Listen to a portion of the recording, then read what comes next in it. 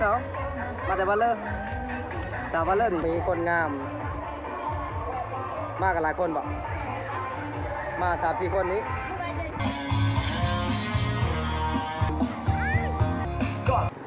มาหลายบ่2-3 คนคนอดีตมหาไส้ประนามซื้อได้เลยซื้อข้าวมีแต่คนงามคนอดีตประนามนี้คนนี้ได้จ้ะบ้านเดียวกันสาวบ้านเดียวกันทุกคนซื้อได้เลยซื้อลี่น้องลี่คนงามโสดบ่โสดเดี๋ยวนี้ฮะได้โสดตลอดสาวเสื้อดำนี่งามทุกคนสบายดีสาวอย่างเนาะฮะสาวนิ่มโอ้คือสีนิ่มนวลข้างเนาะ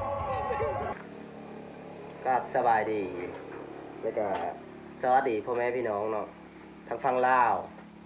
แล้วก็พี่น้องทั้งฝั่งไทยแล้วก็ที่อยู่ต่างประเทศเบิดสู่คู่สู่คนเด้อ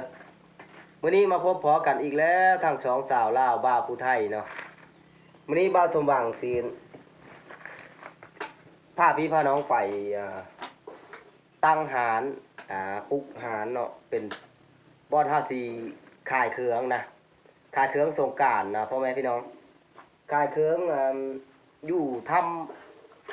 ำนั่งรอดอยู่บ้านปะกวยเมืองแสนบ่ทองบ่อนที่บ้านสว่างเคยไปถ่ายคลิปเนาะในมื้อก่อนๆเนี่ยบ้านสว่างสิได้ขายเครื่องแต่วันที่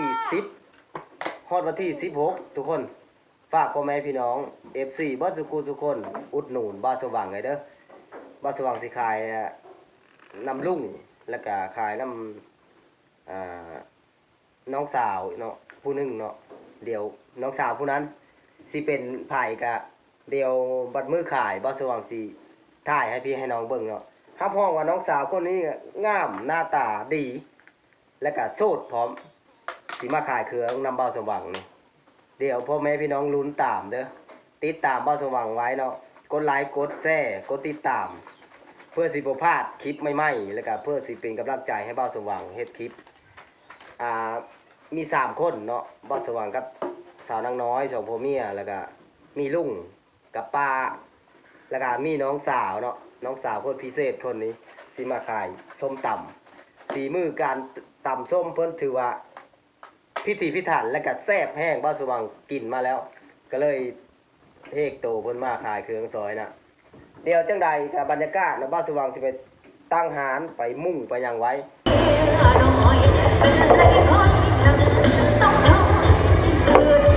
มาฮอเลยก็ฟังว่า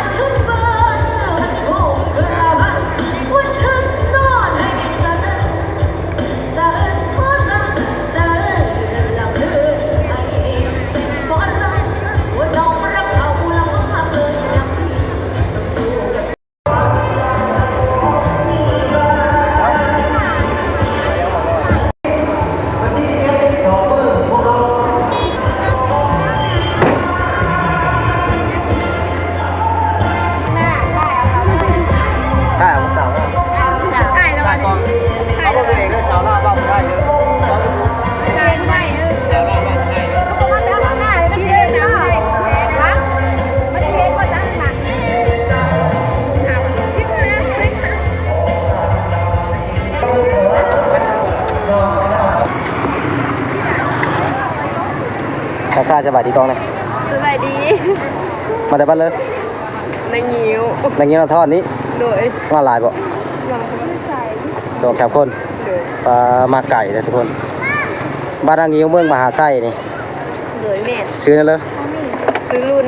น้องรุ่นนะสาวรุ่นคนงามบ้านนางงิ้วคนนี้เด้มาแต่บ้านเลยคนอดีตใช่บทห้องคราวนี้คนอดีตบ้านคนอดีตมหาไส้ประนามซื้อได้เลยซื้อข้าวมีแต่คนงามๆชาวเมืองมหาไส้นะ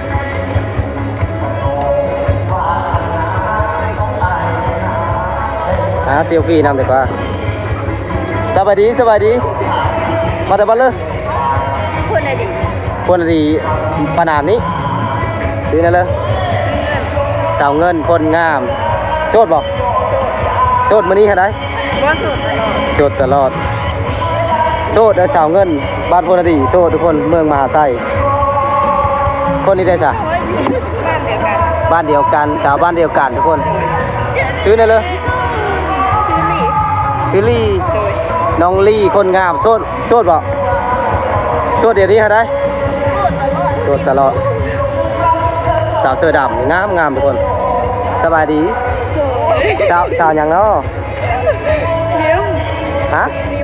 สาวนิ่มโอ้คือสีนิ่มนวลคักเนาะน้องนิ่มนวลสาวบ้านคนอดีทุกคนเพิ่นมาลินนะแหล่งท่องเที่ยวนะ กระดาษถึงกระดาษ เพิ่นว่ามามื้อนี้มาซอกหาผู้บ่าวอะแต่ยังบ่เห็นนั่นทึกสายตาจักคนหน่อยสาวบ้านคนอดีคนงามคันพายอยากเห็นนะผู้สาวงามมาเที่ยวเด้อเมืองแซ่บัวทองทำนางรอดบัดประกวยเด้อทุกคนฝาก FC ทุกคนมาเที่ยวได้นี่ผู้สาวนี่สงกรานต์นี่จัดเต็มว่ะ เจอกัน สงกรานต์เจอกัน บางคนอดีเด้อ สาวบ้านพูนอดีมาถามรถมาหลายกว่าหมู่สาวบ้านพูนอดี เตรียมเลยเด้อ เพิ่นว่าคันซื้อเบียร์ให้กินนี่เพิ่นสิให้หอมแก้มบัดสงกรานต์เพิ่นว่าได้เอาบ๊ายบายเด้มื้อนี้เป็นมื้อเก็บงานทุกคนคนก็หลายแล้วมื้อเก็บงานซื่อๆแล้วยังบ่ทันฮอดมื้องานนี่หาบ่สว่างกะสิสำเร็จแล้วนี่เดี๋ยววันที่10วันที่10 11 12 13 14 15 16เจอกันฝากทุกคนมาอุดหนุนได้เด้อร้านขายตำขายปิ้งนะขายน้ำ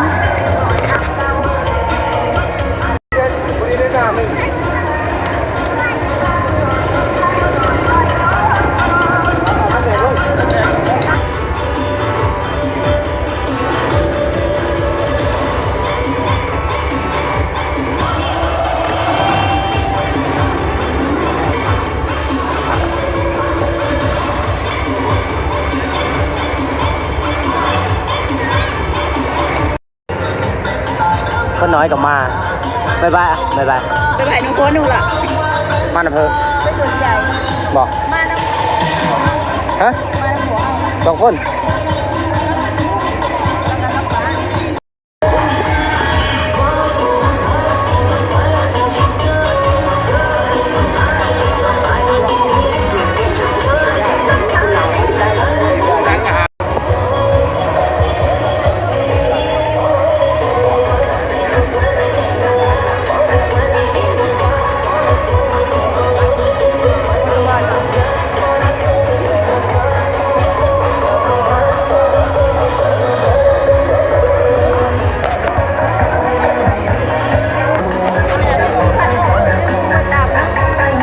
สบายดีผู้สาวมาแต่บ้านเลอสาวบ้านเลอดิฮะสาวบ้านเลอฮะมานครแซ่บัวทองคราวนี้มาแต่คน3คนคนนี้บ่มู่อ่ะมีแต่คนงามๆเนาะสาวบ้านนครเนาะโสดอยู่บ่โสดประมาณ2วินาทีเพิ่นว่าโซนมีเจ้าของมาเลยเพิ่นมาเที่ยวนะมาหาเลาะเบิ่งผู้บ่าวเพิ่นว่า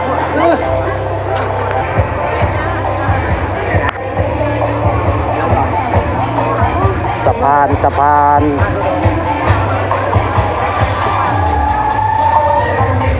นสะพานทุกคน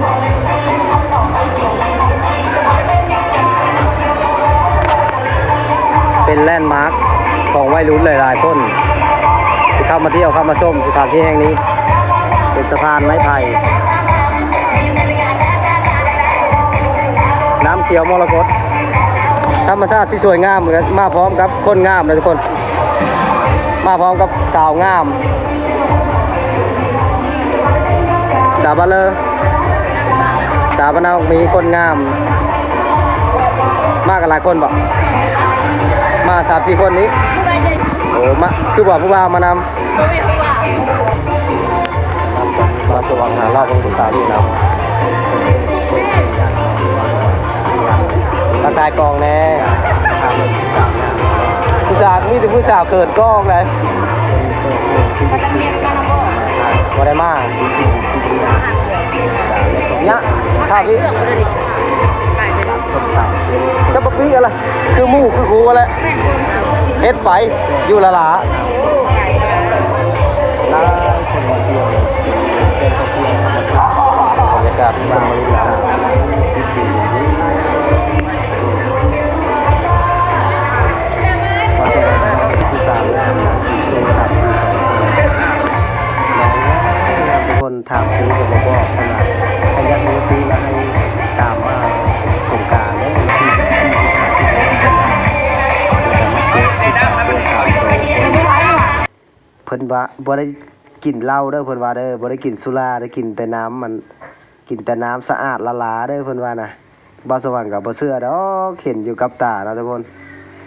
หยอกเพิ่นว่าโสดเด้อว่าเพิ่นมาแต่มหาไซเมืองมหาไซนะสาวโสดเบิด2 คนเลยเพิ่นว่าต้องการแฟนด่วนเพิ่นว่าถ้าผู้ใดอยากเป็นแฟนเพิ่นก็ให้นำมาเด้อว่าสงกรานต์วันที่15 16ว่าให้นำมามีนัดกันอยู่โต๊ะ9โต๊ะเดิมเพิ่นว่าในตอนนี้บ่าวสว่างก็ยังบ่สามารถเปิดเสียงแบบธรรมชาติให้เบิ่งได้เพราะว่าเพิ่นยังเปิดเพลงติดลิขสิทธิ์อยู่เนาะก็เลยได้พากเอาให้ท่านผู้ชมเบิ่งบรรยากาศรอบๆอันนี้ก็คือเป็นสถานที่อีกแลนด์มาร์คนึงเนาะเป็นน้ำตกตาดแล้วก็เป็นสถานที่ลอยน้ำเนาะกระโดดน้ำลิ้นน้ำเขียวมรกตเพราะว่าน้ำไหลออกมาจากโตถ้ำเลยเป็นน้ำหินน้ำเย็นเย็นนะบ่สว่างกันลงมาสิลอยน้ำลิ้นน้ำนะทุกคนมาลิ้นเซินโซนทุกคนมาลิ้นน้ำกันนะสถานที่ท่องเที่ยวแห้งไหมของไซโบทองเลยกับว่าได้เป็นจุดศูนย์รวมของวัยรุ่นได้หลายคนวัยรุ่นยิ่งซ่ายเนาะคนที่มานี้ก็80%ก็สิเป็นวัยรุ่นเนาะแล้วก็มาลิ้นน้ำผู้บ่าวผู้สาวซ้ำน้อยนี่หลายพ่อแม่พี่น้องเอ้ยยังให้ทุกคนมาสัมผัสยังให้ทุกคนมาเห็นเนาะไผได้มาเห็นก็ถือว่าติดใจเนาะสถานที่แห่งนี้เนาะเบิ่งสังเกตเบิ่งโดยสายตาก็น้ำตกตาดแล้วก็มีวัยรุ่นหนุ่มสาวเนาะหนุ่มน้อยหนุ่มใหญ่สาวเล็กสาวน้อยแม่หางนางไม้ศูนย์รวมของสายปาร์ตี้ของวัยรุ่นสถานที่แห่งนี้บ่าวสว่างก็มาดูสถานที่แห่งนี้นะ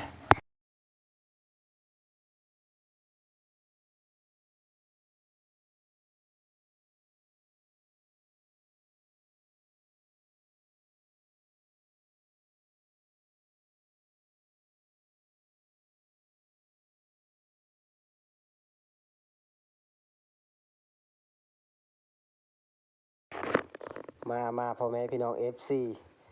บ่าวสว่างสิได้ลิ้นน้ำแล้วป่านนี้อดบ่ไหวแล้วร้อนแห้งมาเห็นน้ำเย็นๆก็โย่บ่าวสว่างก็สิลิ้นน้ำให้พี่ให้น้องเบิ่งได้ป่านนี้สิได้กระโดดน้ำเย็นๆแล้วจักบาทนี่เมื่อยจากการตั้งหารตั้งอย่างแล้วก็ทับแล้วบ่าวสว่างก็เย็นเจี๊ยบทุกคนน้ำนี่ก็พอดีลิ้นพอดียืนพอดีเพ่งข้อความลึกก็มันเป็นบ่คุ้นจังใดก็ฝากทุกคนมาเที่ยวมาชมใดเนาะยินดีต้อนรับสำหรับทีมงานป่านิ่นเพิ่นเนาะเจ้าของสถานที่ยินดีต้อนรับเพิ่นว่าบ่สว่างโดนน้ำขึ้นมาแล้วก็สิได้กลับเมื่อได้บาดนี้สิได้ไปหาเลาะกลับเมื่อแล้วทุกคนเบิ่งบรรยากาศน้ำเขียวข้นกระโดดลิ้นก็ยังบ่คุ้นอยู่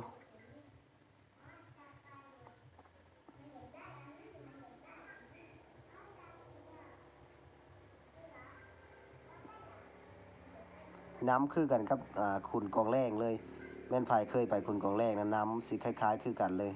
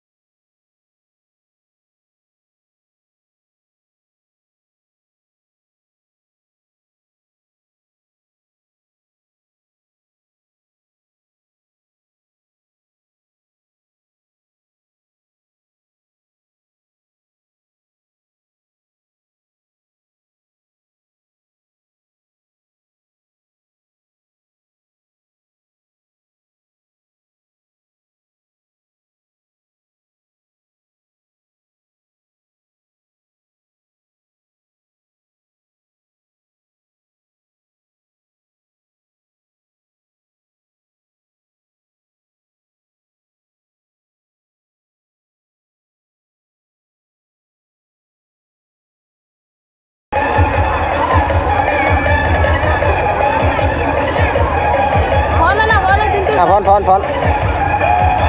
เฮ้ยพรกับผมเป็น